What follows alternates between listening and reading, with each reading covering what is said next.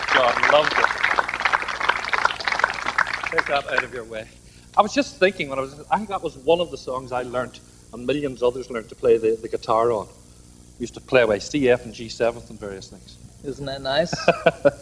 I saw everybody in the audience, not quite everybody, but most of the people were mouthing the words. But when I had them ask them to sing, television, I guess, makes you shy. It's the first audience in history in Ireland to not sing. I think a lot of people might be surprised, if they haven't seen you for quite a while, at your appearance. My mustache. The mustache. No glasses. And no glasses. Well, I got rid of glasses quite a while ago, and the mustache this past year, I'd taken most of the year off and kind of laid back. And I had a beard almost like yours. Yours is much better than mine was.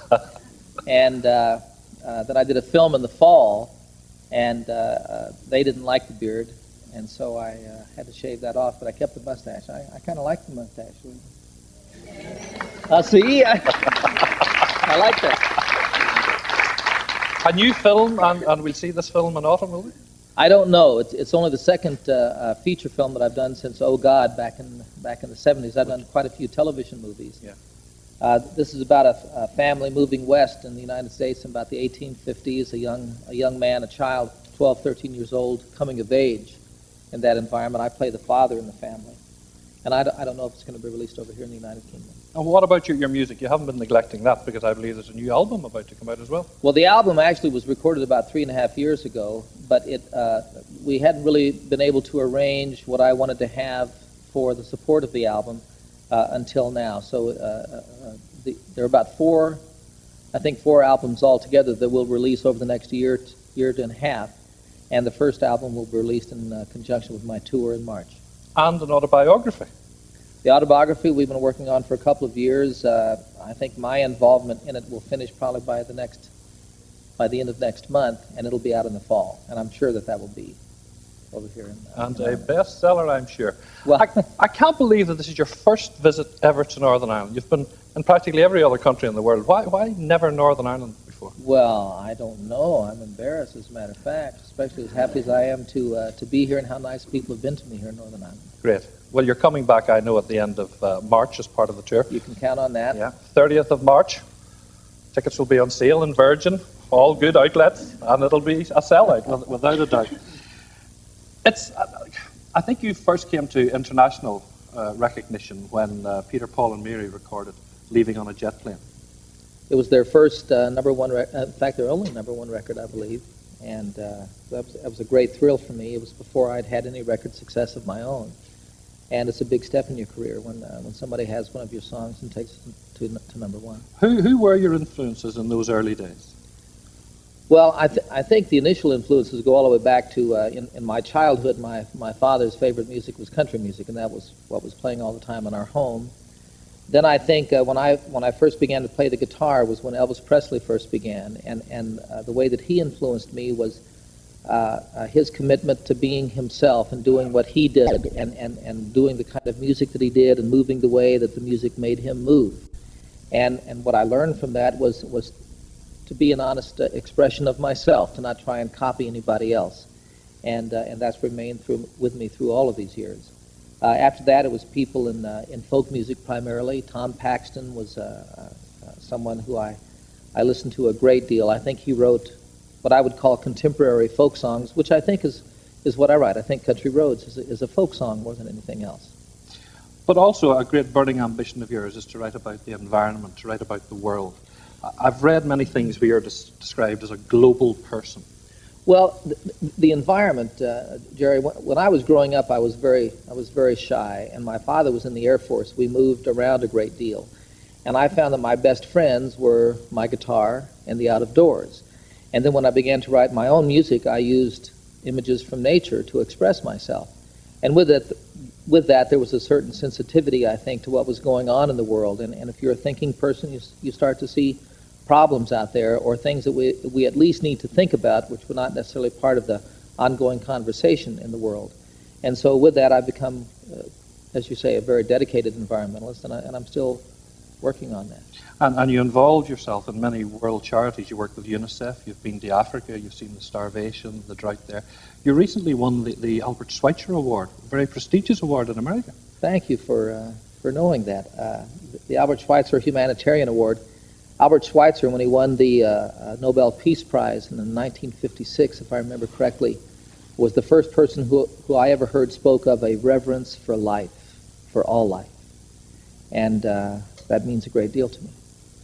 And your music, you describe your music as a unifying factor. That when you bring it to people, people are the same the world over, and you've played the world over. I believe that music is the universal language, and somehow through the gifts that I've been given, I've made friends all over the world. You know that everybody in China knows Country Roads? I mean, what a far thing it is. Fabulous feeling. I did a television show in China just a couple of months ago, and I was told it would be seen by, how many people are there here in Ireland? Oh, about 5 or 6 million. About 5 or 6.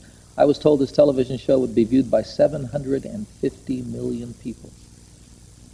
All of them somehow knowing who I am and knowing songs like Country Roads. So what an incredible thing that is, you know. How does that make you feel, John? Very humble.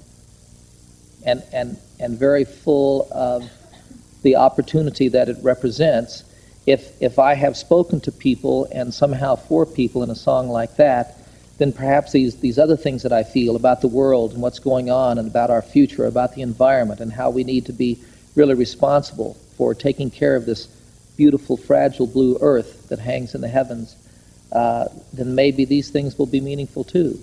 And it has me working, you know, this is why I work as hard as I do. When I go out and do a concert tour, I get to do television shows like this, I get to do press, and maybe something in there, something that I say about people really being responsible for creating the world that they envision and making that a reality. Maybe that will mean something to somebody. Is the world a better place now than it was when you first started campaigning? I believe so.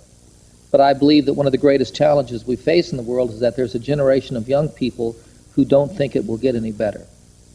And I think that we need to create for them, you know, to be a catalyst or an inspiration for them, recognizing that we still have time. There still is the possibility of creating the world that I envision, a world of peace and harmony among all people, a world that is sustainable, a world in which there is a healthy environment.